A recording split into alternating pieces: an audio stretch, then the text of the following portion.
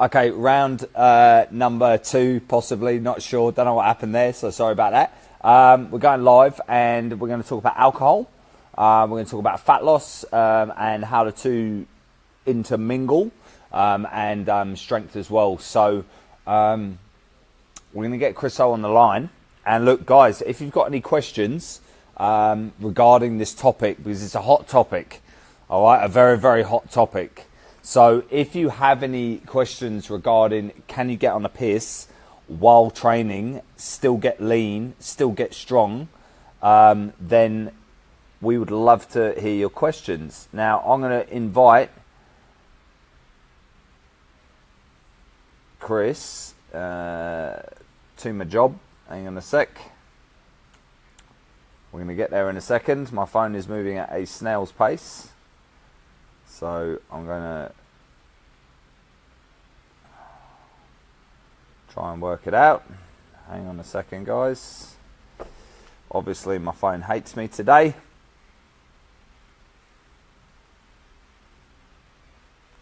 Oh, man.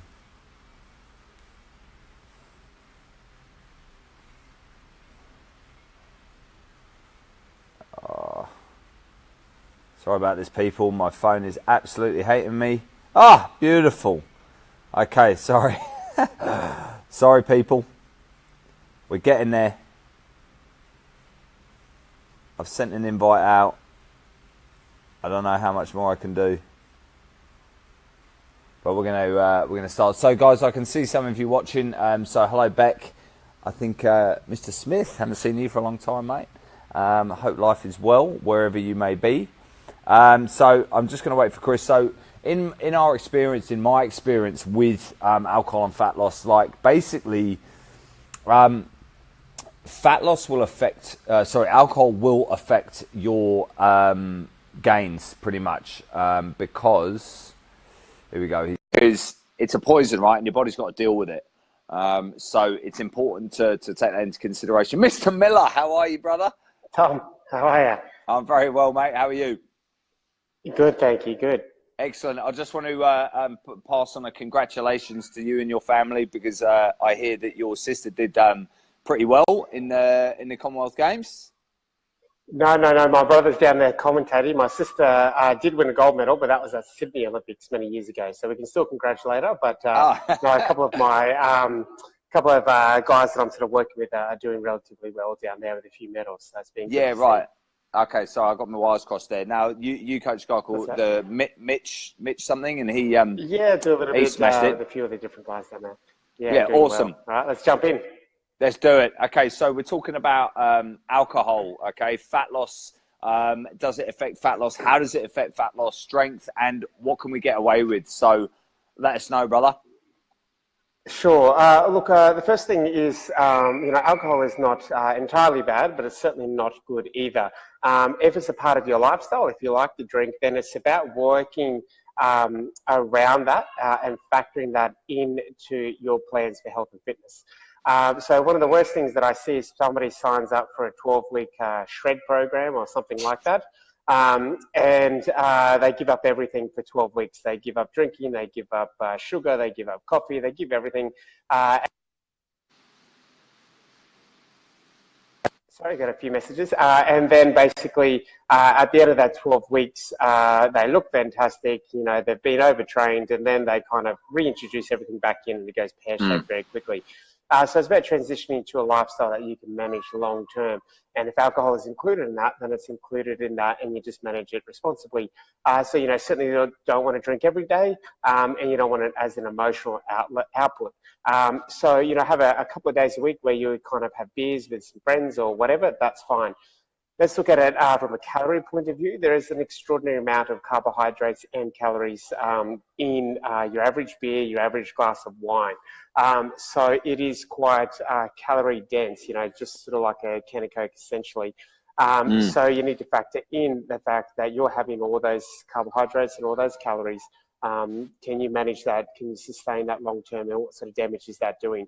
Secondly, particularly for men, we look at what alcohol does to your testosterone and estrogen conversion. Alcohol does unfortunately plummet your testosterone and almost, you could say, almost directly converts testosterone to estrogen. It's a lot more complicated behind the scenes than that, but it is something that that does happen to men. It certainly plummets your testosterone levels. And that's why we Look at, see the movies and the weight gain around yeah. hips and thighs, correct?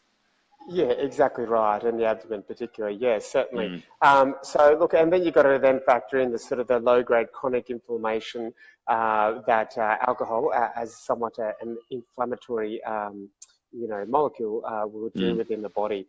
So I wouldn't suggest it's a good thing, but if it's certainly what you're doing, then you just try to moderate as best you can. So you Mm. hydrate before you drink. You obviously eat good food. You try not to completely nor completely, let yourself go when you do have a big drink. If you do have one of those big sessions, then it's kind of important the next day to kind of get back on track, not to Mm. extend that out to, your hangover food and that sort of stuff. Get back on track as quickly as possible. So look, if you're going to do it, just factor in all those things into your lifestyle and how you're Mm. going to manage those different issues. Now, people will say to me, "Oh, but mate, red wine is incredibly healthy for me. It's got resveratrol, it's got all these wonderful things in it." And you're right, it does. And to get the effective amount from red wine, you're kind of going to need to drink about 25 glasses of red wine. I can I hear think people by that celebrating stage, already. yeah. But I think by that stage, any benefit you've got from the single dose of resveratrol, you're going to have lost from having consumed Yeah, 25 glasses of wine, the 10,000 calories or whatever that is, yeah. and the resulting brain damage from consuming that much in the one sitting. So it's, and that's probably the other thing, is alcohol does cross the blood-brain barrier. It does Mm. affect your cerebellum, the back part of your brain, and your balance center is located in there. Essentially, is a big Mm. crossing point for nerves. Mm. So it's not a great thing. I think one of the best things I've done for my mental health, my physical strength, and just general life is abstain from alcohol for the last Mm. 15 years or more, or Yeah, 13 years, so to speak.